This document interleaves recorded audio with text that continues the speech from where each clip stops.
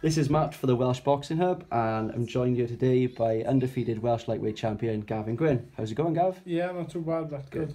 Firstly, I'd just like to thank you for taking your time out with me during your busy training camp for a quick interview.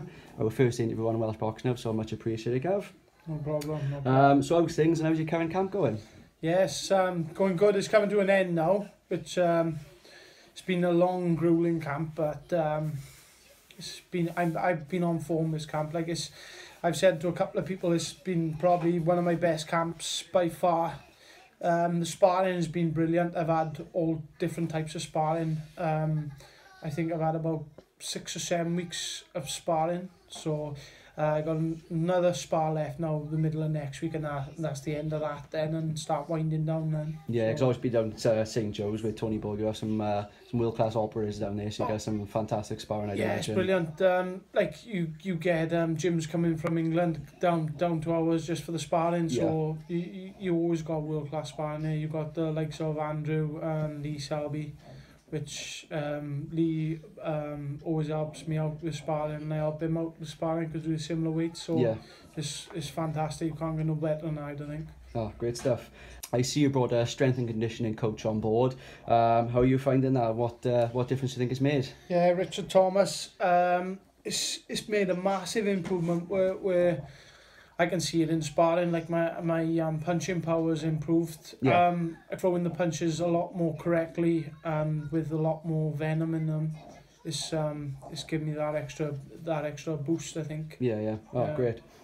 Obviously, another crucial part is weight management, making sure you're eating right. How have you been managing with that this time around? Yeah, it's been awesome. I got a new sponsor on board, Cleanbite, based in Cardiff. The Richard Thomas sorted what I needed, the calorie wise and things off, so he sent all that down to the boys in Cleanbite, and then they sorted it all out so I could have it every week then, based on what calories I'd have each day and everything like that. So good. Are we going to see a different Gavin Gwynne this time round? The last time you see me was in, I can't remember now, can I remember? It was in the ice rink. Yes. Can't remember the date. I only had a 6-rounder. It was just a takeover fight. I was supposed to be fighting for the light welterweight Celtic title, but that fell through. So I just settled for a 6-rounder against Kieran McMahon. It was supposed to be, wasn't it? Yeah. So I settled for a 6-rounder against very durable Dean Evans, which I put down. I think I'm the only person to put him down. So yeah, you've seen him a lot, and he doesn't get stopped. He doesn't get put down. So that was a mini statement in himself. But I just couldn't get. I was loading up a bit, and I couldn't get him out of this. But the fight before that with Henry James, just everything went out to the window, sort of thing. Like all the game plan went out the window after the first bell. Like it was, But I've got that at my system now. It's all in the bank. So this next fight, next 10-rounder, I'm gonna put everything into place and make sure I do a job. Yeah. Looking forward to it. Yeah. So obviously moving on to that, it's the 27th of October against another undefeated fighter, Myron Mills. Do you know much about him? I haven't really got a clue. Like, to be honest with you, I don't look into fighters. But I just know he's undefeated. Yeah. Got a good knockout record. I think he's stopped half his opponents, so he's got a punch, like decent punch, so it's going to be, that all makes for a good fight, doesn't it? I got a good chin, I got a good engine, he can punch, do you know what I mean? And you've got the Wales England aspect to it as well. Oh yeah, it's fantastic, that is, like, do you know what I mean? So it's not something you see often.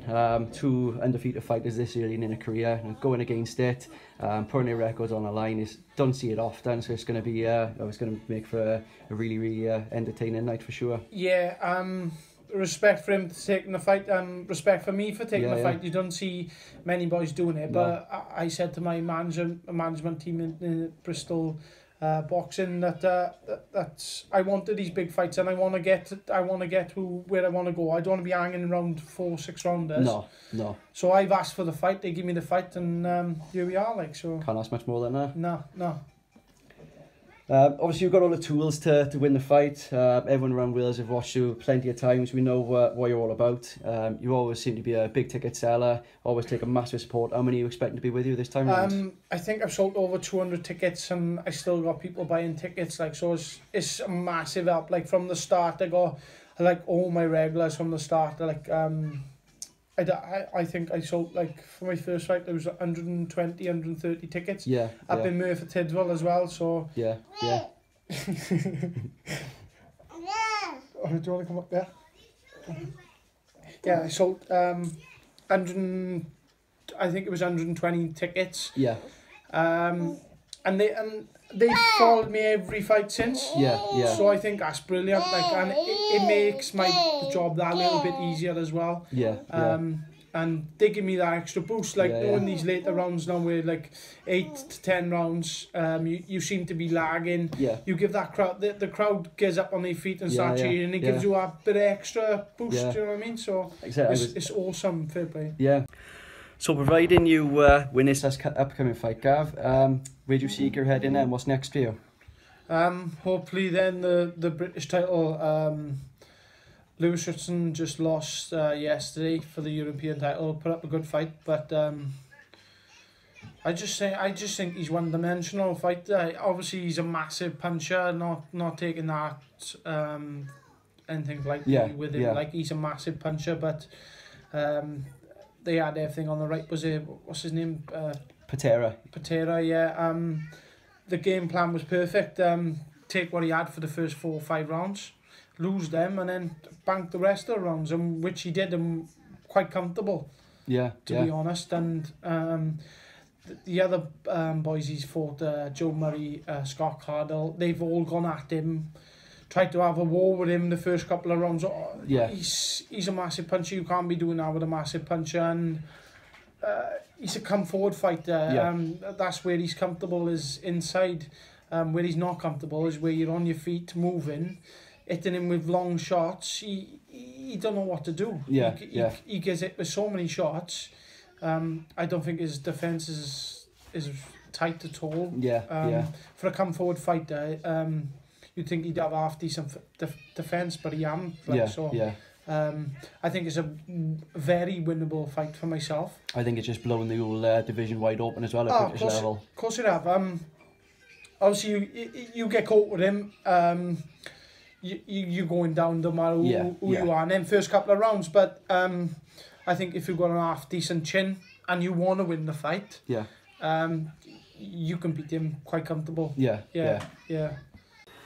What's your thoughts on current Welsh boxing, Gav? I think it seems to be on the up with the likes of Matchroom coming down in Cardiff. They've been here a few times. MTK obviously open to break into the scene as well. What's your thoughts on it? It's massive at the moment. You've got a lot of boys turning over. I think I don't know how many current professional boxers it is in Wales at the moment, but it's grown over the past 3 or 4 years. I can remember watching a show in the Ronda. I'm not too sure if Liam Williams headlined it. It was like a 8-round contest or something like that. Dale Evans was on it. But I think then it was only at the time it was probably about 10 current Welsh professional boxers. But now you're talking 30 odd, isn't it? Just thinking back, 2-3 years ago, there wasn't any shows here really, and you've got the likes of obviously Sanaga, they're the main driving force behind it at the moment. Obviously got Jamie Arthur's in on the scene as well. Obviously MTK are going to be coming down here a lot. I think it's in a strong position at the moment. It's thriving, and you got that, like I said earlier on in the interview. You got boys from England coming down to Wales now, as before we'd have to go up there. Obviously, a difficult side of the sport that we don't see often is, especially for boxers like yourself this early on in their career, is, you need to train, but you need to work. So getting those sponsors on board, is massive, and a lot of people do struggle. I know you've never had any real issue getting your sponsors on board. Who have you got on board at the moment? Who would you like to give a shout out to? I'd like to give a massive shout out to all the sponsors from the start, really. Where I was a bit lucky. I had a car sponsor come on board straight away. I had a few I got Gwent Motor Company provided me with a vehicle, and they give me a brand new vehicle next week as well. So it's always Can't fault that. Yeah, it's only delivery miles on it. It's brand spanking new. So I got that coming next week. I got Acorn Travel. They give me money every month, so ensures I can have a days off work. Yeah. Because I'm still working full time. Obviously, I've got to pay for the mortgage in the house. I'm boxing at the minute. It's not paying enough for that. I got Demon Shields. Sorts me out gum shields and wraps and things like that. Crosscheck Clothing. Give me clothing, money and things like that. And Glantaff. Massive thanks to them as well. Nelson Pizza sponsor me each month.